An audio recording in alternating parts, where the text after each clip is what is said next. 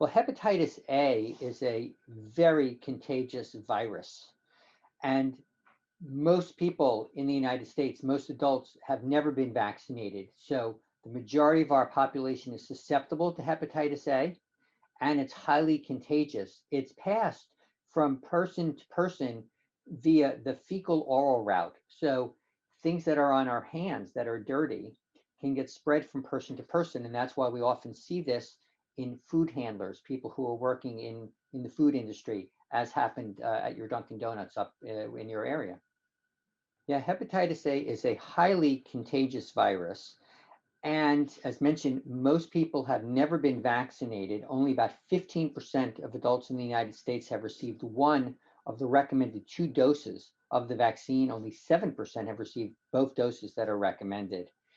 This highly contagious virus can cause symptoms that are very uncomfortable: uh, fever, nausea, vomiting, diarrhea, joint aches, muscle aches, dark colored urine, light colored stool. And the vomiting and the diarrhea can lead to dehydration. And occasionally, even this disease can lead to death.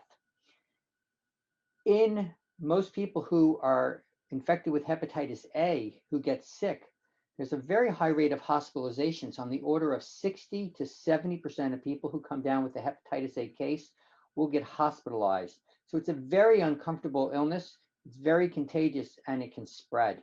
And unfortunately, we can even see deaths. Well, that's a really great thing to ask about. Right now, there are 27 states that are having hepatitis A outbreaks in the United States, which include the two states in your viewership, both Pennsylvania and also in New York. Now, one thing is that hepatitis A vaccines are now routinely recommended for all young children. But when we look to the population at large, only 15% of adults have received the hepatitis A vaccine, and the Centers for Disease Control recommends hepatitis A vaccination for anybody who wishes to get vaccinated. Hepatitis A vaccines are typically a two-dose vaccine. You get your first dose and you get your second dose 6 months later. The first dose provides protection against if you're in an outbreak situation, as occurred up in the Elmira area.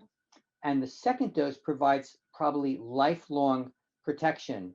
And so what's really important is to ask your healthcare provider, ask your doctor, ask the nurse where you get your care, ask your pharmacist or your local pharmacy to go in and check your records and see, have you received hepatitis A vaccine? And if not, go ahead and get yourself vaccinated. And there's another thing to mention, which is really important right now as we're dealing with the COVID-19 pandemic. We want to make sure that we protect ourselves against everything possible that we possibly can do to keep ourselves healthy. Tara, we've seen during the pandemic tremendous declines in people going in to get well care visits, tremendous declines in vaccination rates in our infants, in our adolescents, and also in our adults.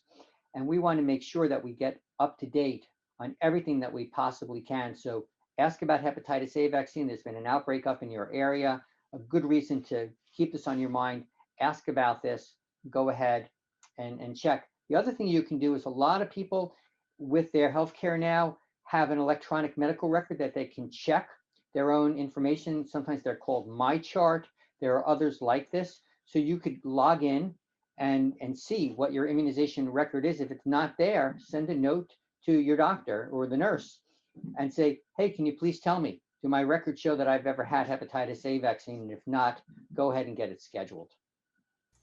Right, because when we look to vaccination, we want to do everything we possibly can to keep ourselves healthy. We don't want to end up in the hospital with hepatitis A, with nausea and vomiting and dehydration. As I mentioned, 60 to 70% of all people with a hepatitis A acute infection will be hospitalized. Hospitals are places we want to stay away from right now if we possibly can, because we could potentially be exposed to a person with COVID-19. And so hepatitis A vaccination is not just for high-risk groups. It's not just if there was an outbreak to get vaccinated. This is the time to say, you know what, if there ever is an outbreak and I happen to frequent that Dunkin' Donuts, I know that I've been protected because I had my hepatitis A vaccine. But at the same time, since you brought it up, and thank you for reminding me, also ask, have I gotten all the other vaccines that are recommended for a person my age? And for the adults listening, that includes the pertussis vaccine, the pneumococcal pneumonia vaccine, the vaccine to protect against shingles if you're over the age of 50, and of course your annual influenza vaccines. And then also hepatitis A is recommended for anybody who wishes to be vaccinated, and also hepatitis B for people who wish to be vaccinated against hepatitis B outside of the typical risk groups associated with that other virus that causes hepatitis. So I view this as I want to do everything I possibly can to keep myself healthy, keep my patients healthy, people that I talk to say, go ahead and make sure you're up to date on everything possible. And this outbreak that's occurred up in your area is a reminder to us to go ahead and get ourselves caught up and up to date.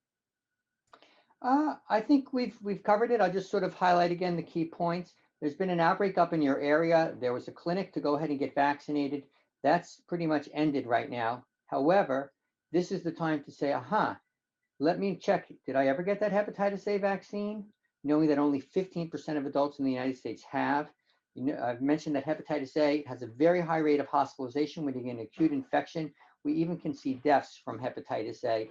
We know there's an outbreak right now in New York and in Pennsylvania in your area. So ask your doctor, ask your pharmacist, am I up to date on my hepatitis A vaccines and all the other vaccines that are recommended so I can keep myself healthy as we go into the rest of this year. It's so important. I think what COVID has really taught us, among other things, is the power of prevention. If we can, let's keep ourselves protected in case something comes around when we're just unsuspecting that this is going to happen. And if we have protection through vaccination, that's a very powerful, powerful tool.